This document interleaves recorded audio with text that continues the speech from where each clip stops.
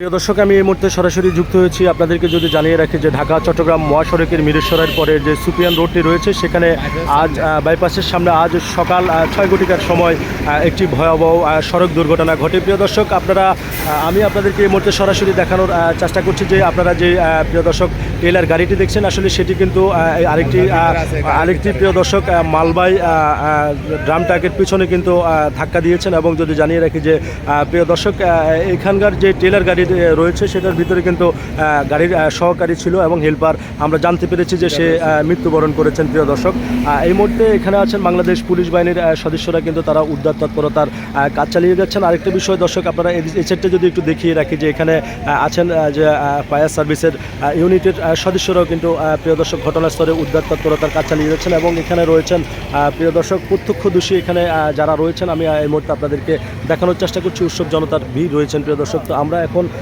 আসলে এখানকার দুই একজনের সাথে একটু জানতে চাইবো যে ঘটনাটা আনুমানিক কয়টার দিকে ঘটেছে। প্রিয় দর্শক, সেই বিষয়টা আমরা আপনাদেরকে এই মুহূর্তে সরাসরি জানানোর চেষ্টা করব। আচ্ছা, বলেন তো এই ঘটনাটা কয়টার দিকে হয়েছে আনুমানিক? আপনি জানেন না ভাই? বলেন তো এই ঘটনাটা আনুমানিক কয়টার দিকে হয়েছে? 6টা, সকাল 6টা। আচ্ছা, এই গাড়ি যে ড্রাম ট্রাকটার পিছনে মারছে সেটা কোথায় ছিল?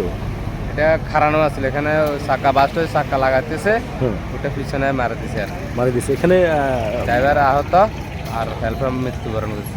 নিহত সংখ্যা 1। দর্শক, আমরা এখানের প্রত্যক্ষদর্শী যারা আছে আমরা তাদের সাথে কথা বলেছি। তারা আমাকে এমনটাই জানিয়েছেন যে প্রিয় দর্শক এখানে নিহত সংখ্যা 1 আর আহত সংখ্যা প্রিয় দর্শক 1। তো এখানে যে আমি যদি আপনাদেরকে একটু জানিয়ে রাখি যে ফায়ার সার্ভিসের যে কর্মীরা এসেছেন তারা কিন্তু ভিতরে যেই টেলার গাড়ির ভিতরে যেই হেলপারটি আটকা পড়ে গিয়েছে প্রিয় দর্শক, তাকে এখন উদ্ধার করার চেষ্টা করছে। আপনারা আমার সঙ্গেই থাকুন।